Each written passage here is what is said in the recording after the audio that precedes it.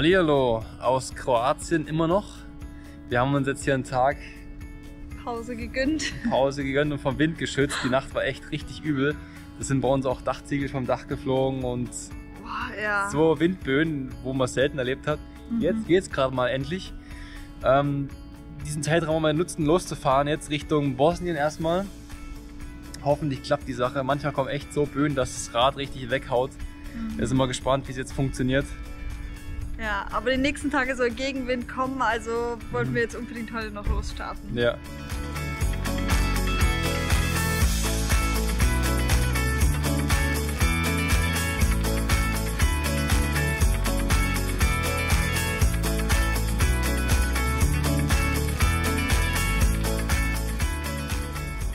Bisher geht's, oder? Ja, voll. Schaffen wir. Ja, geht besser als erwartet. Wie gesagt, heute Rückenwind. Der Mythos ist real. Heute so viel Meter machen wie möglich, damit wir morgen irgendwie im Inland, schon weg von der Küste, nicht ganz so viel Gegenwind abbekommen. Ja, schauen wir mal, ob das klappt.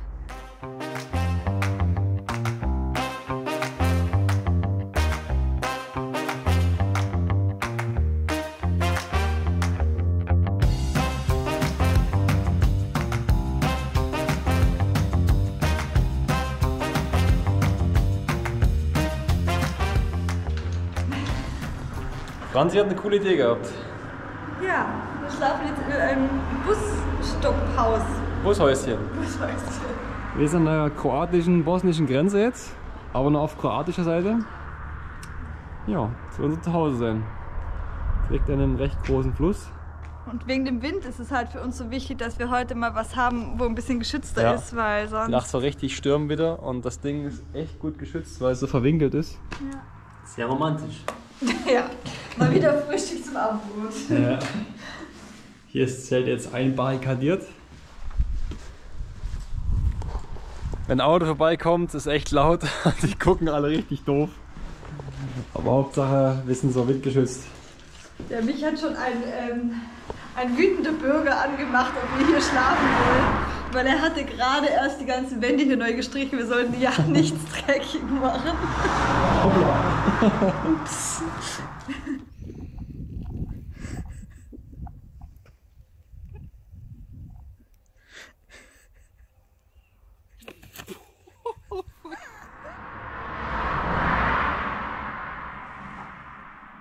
Wer kam auf die blöde Idee mit dem Bushaus? Vor allem, weil absolut laut? kein Wind geht. Es geht kein Wind und die Autos sind so laut.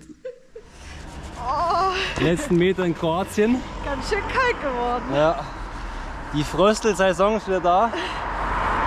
Wir hatten jetzt einige Wochen sommerliches Wetter und jetzt haben wir Ende März um die 5 Grad.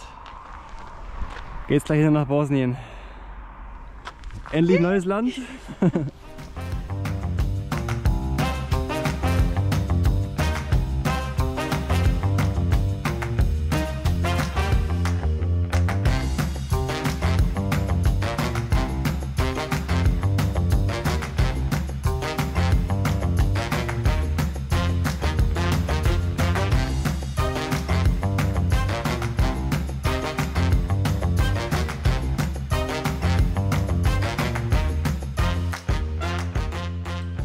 Hier gibt es einen Döner für 2,50.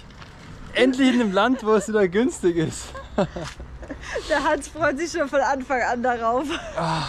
Wenn man so ein bisschen sich was leisten kann, nicht so Brot mit Marmelade den ganzen Tag. Im Restaurant waren wir noch gar nie. Nee, krass eigentlich. Jetzt haben wir gerade noch dumm mit der SIM-Karte rumgefuchtelt ewig, weil das nicht ging. Es war gerade voll kompliziert, das zu installieren, dass wir Internet haben in dem Land. Aber jetzt funktioniert's. Ja. Es wird eingekauft. Bilanz, die erste SIM-Karte freizuschalten, Kreditkarte gesperrt. 3-mal falsch eingegeben. Läuft bei uns. Die Häuser sind mehr oder weniger ziemlich runtergekommen, aber... Ein wunderschönes Hühnerhäuschen. Ja, also für die Hühner. Hühnerhäuser und Kirchen. Die sind gut erhalten. hinten bei den weißen Bergen da. Das müsste ungefähr Richtung Sacher hier wohl sein. Ja, da waren wir ja vor 2 Jahren, glaube ich, gell? Da waren wir vor 2 Jahren, haben wir da unsere erste größere Fahrradtour gemacht. War richtig cool. Damals noch auf unseren Mountainbikes, die nach und nach zu Bruch gegangen sind. Ja, und jetzt sind wir wieder hier in der Nähe. Ziemlich cooles Gefühl. Bisschen besser ausgestattet. Ja.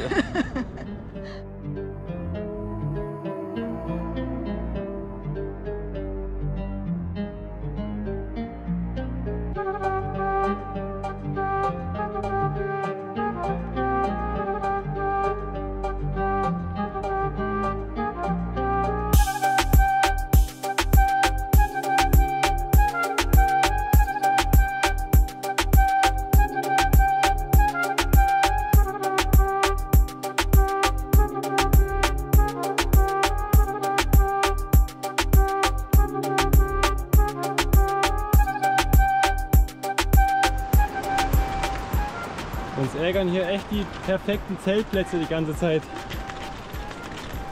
So eine Chance kriegt man eigentlich nicht wieder.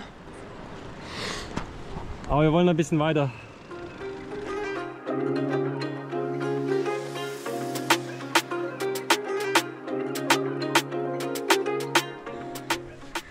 Das haben wir schon vor 3 Jahren im Balkan gemerkt.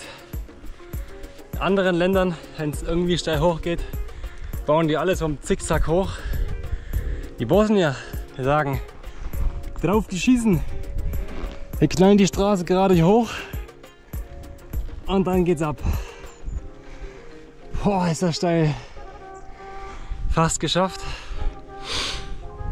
Aber das war schon eine echte Kante. Und gar nicht mal so geil für mein Knie, aber kriegen wir schon irgendwie hin.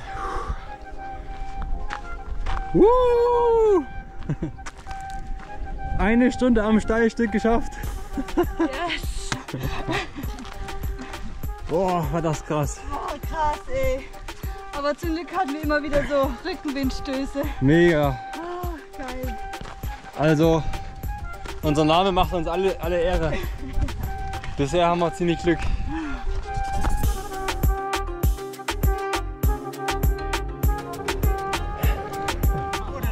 Hello. Have a nice day. Ciao.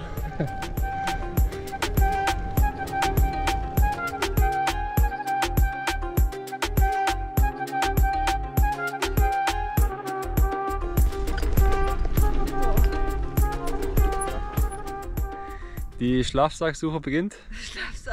Schlafsacksuche. Die Schlafplatzsuche beginnt.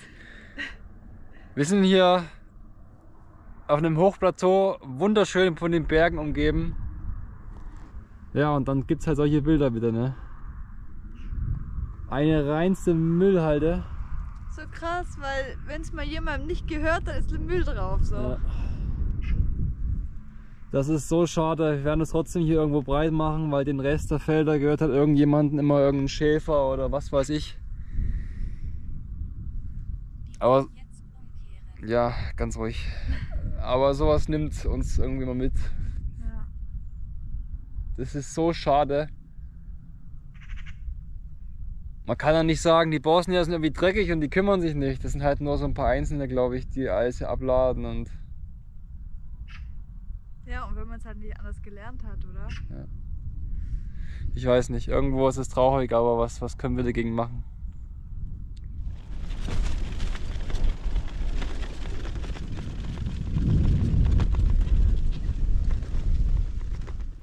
Hier bleibt man jetzt. Machen wir gleich das Zelt auf. Und dann geht's in die Haia.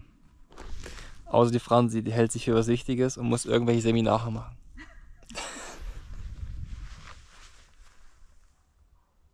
Wir wollen hier gerade eigentlich filmen, wie wir das Zelt aufstellen. Aber jetzt haben wir Angst vor Schafen. Hans, du bist der beste Freund von Schafen. Du Ja. mähst sie doch immer an. Ich mag Schafe, aber wenn die hier rumtanzen, dann tanze ich mit.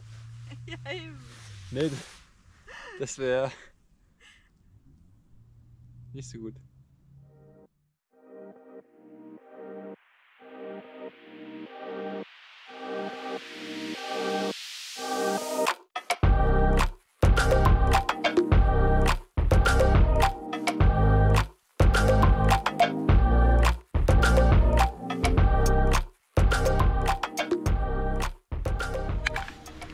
kommt der Moment, auf den ich schon lange gewartet habe, euch das zu zeigen. Hier mal die Kamera.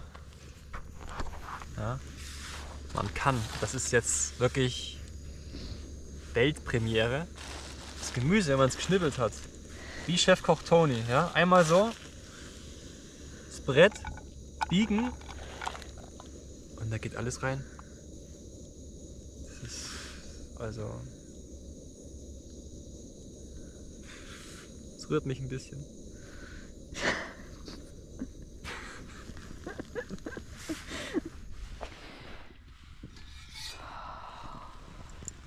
Fertigsuppe mit frischem Gemüse. Ich habe die noch nie gegessen, diese Instant Noodles.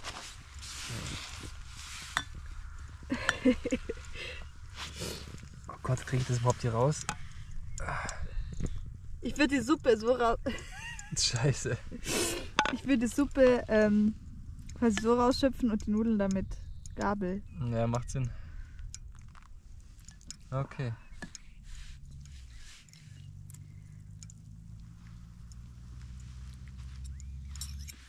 Guten Morgen. Heute Nacht ist wieder alles, ja, ein bisschen gefroren.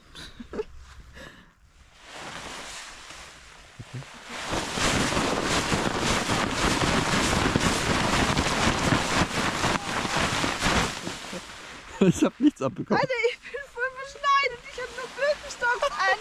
Das ist ja total unfair.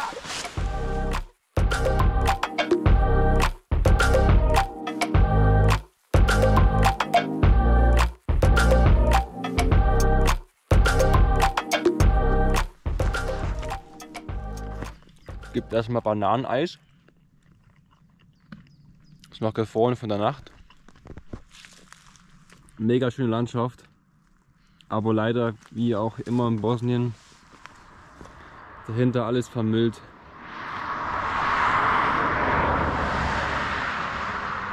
So schade. Aber landschaftlich ist Bosnien so schön. Da sind wir hier drin. Ein Restaurant. Oh, wir sind gerade so froh, ein Restaurant zu finden. Irgendwie haben wir das mit dem Essen noch nicht ganz raus. Wir schaffen es irgendwie gefühlt immer zur nächsten Mahlzeit für Essenssaison. Ja, von Hand in Mund bisher, aber jetzt haben wir ein Restaurant, jetzt essen wir richtig deftig. Ja, und viel.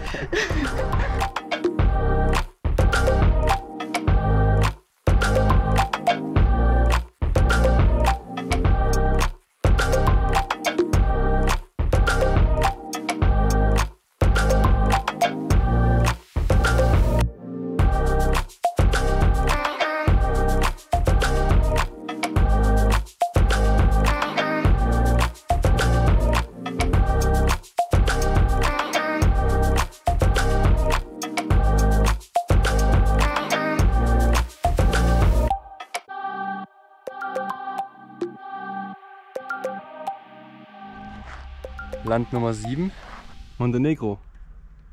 Krass, hey, schon Land Nummer 7, gell? Also so komisch. Ich setze lieber meine Kifferbrille ab, sonst lassen sie mich, glaube ich, nicht durch. Sonst kriege ich erstmal einen Drogentest.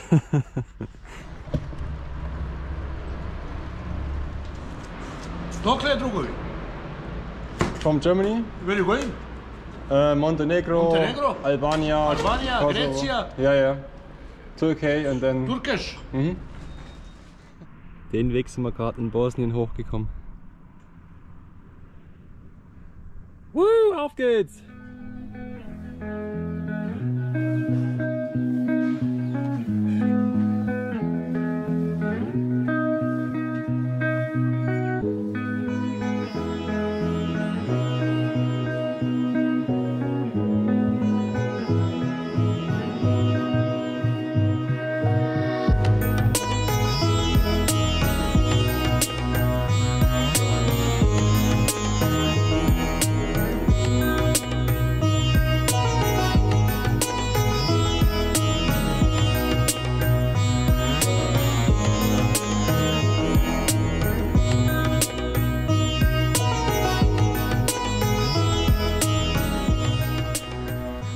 Wir suchen jetzt schon wieder länger einen Zeltplatz. Bestimmt schon eine Dreiviertelstunde. Ist aber jetzt kurz vor 6. Ja, Montenegro ist verdammt schön bisher, aber verdammt steinig. Und das, was möglich wäre am Zelten, ist halt Weideland. Ne? Sieht man überall die Kuhfladen. Also die sind es ja egal, aber wenn halt der Bauer mit seinen Kühen halt kommt, dann ist es halt immer unangenehm. Brechen wir gerade ein? Offensichtlich ja. Aber da drin sind wir vor Kühen geschützt und es sieht uns wahrscheinlich keiner. Schlafplatz gefunden. Erste Nacht in Montenegro. Ich finde es immer faszinierend, was Grenzen ausmachen. Voll. Was sind so die ersten 3 Dinge, die dir so aufgefallen sind? Es ist viel sauberer. Viel, also es ist echt krass. Echt krass. Es sieht so aus, als wären die Menschen auch irgendwie wohlhabender, weil die Häuser auch schöner sind und die Gärten irgendwie besser gemacht und so. Es ist auch ländlich, ne? Ja. Voll ländlich, aber es ist ganz anders wie Bosnien. Die Häuser sind schöner, alles sortiert. Und die Straßen sind geiler. Boah, das ist... Montenegro hat ja, glaube ich, eine Formel-1-Strecke, gell? Also, sieht man. Heute haben wir die bisher längste Tour vor auf unserer Reise nach Podgorica, die Hauptstadt von Montenegro. Ja, das wird über 90 Kilometer und einigen Höhenmetern. Da brauchen wir, denke ich mal, schon ein ganzes Stück.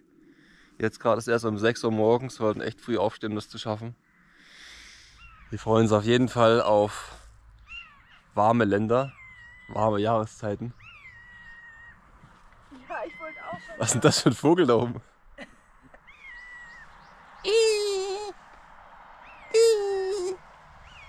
Okay. Auf jeden Fall freuen wir uns auf warme Jahreszeiten. Wenn man dann einfach so aufstehen kann, das Zelt ist recht trocken und es ist einfach so warm, nach und nach kann alles losgehen. Wenn es so frostig ist am Morgen, dass so immer alles ein bisschen zack zack. Wir überlegen uns echt so irgendwie so Schafe zu klauen, da gibt es überall Schafe. Einfach so 1, 2 Schafe ins Zelt mitnehmen. Die werden es echt warm halten.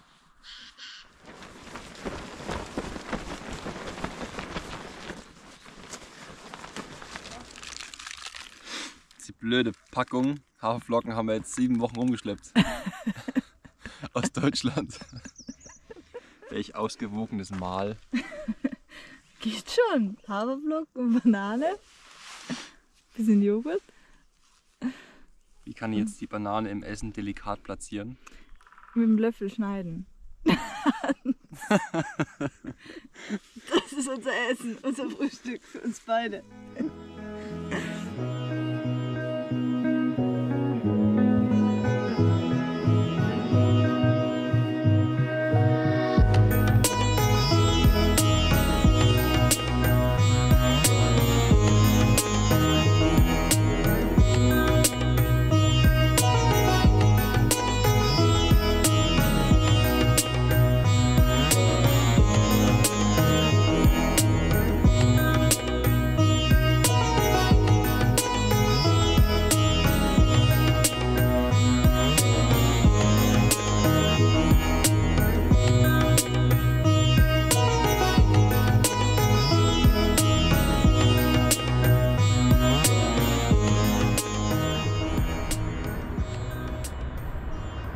Braucht keine Worte.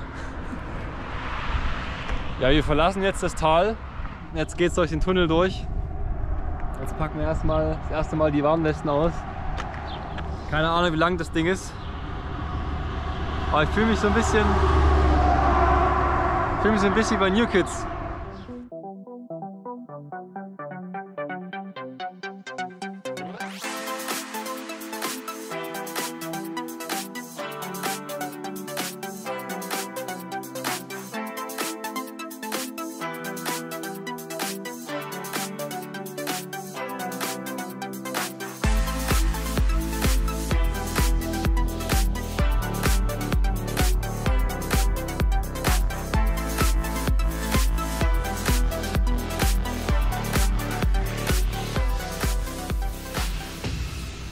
Ich glaube, man wird nicht vermuten, dass man gerade 2 Kilometer vor der Hauptstadt ist.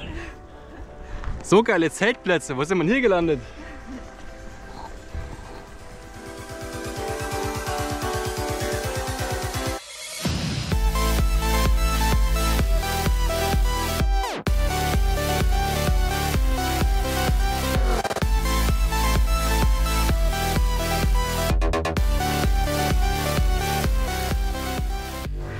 ...90 Kilometer Gegenwind. Check. Juhu! Yes, haben wir gerockt. Es gibt die Jahreszeit, wo sich Leute auf Blumen freuen. Und auch die gleiche Jahreszeit, wo ich aus dem Verkehr gezogen wäre, weil die Polizei denkt, ich kiff.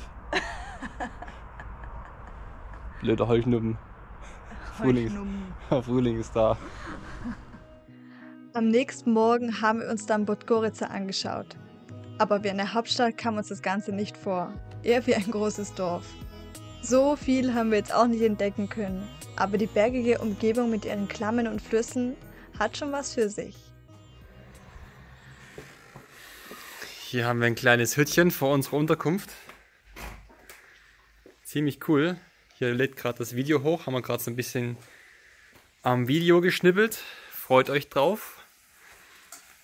Und da wird gekocht. Was gibt's, Chefköchin? Linsen? Gemüse. Das war's auch schon. Geht grad gar nicht. Nee, okay, das war gut. Das war's auch. Also wenn man einmal so dumm in diesen lächerlichen Modus ist, dann geht nichts mehr. Aber wir müssen es schaffen. Alter, okay.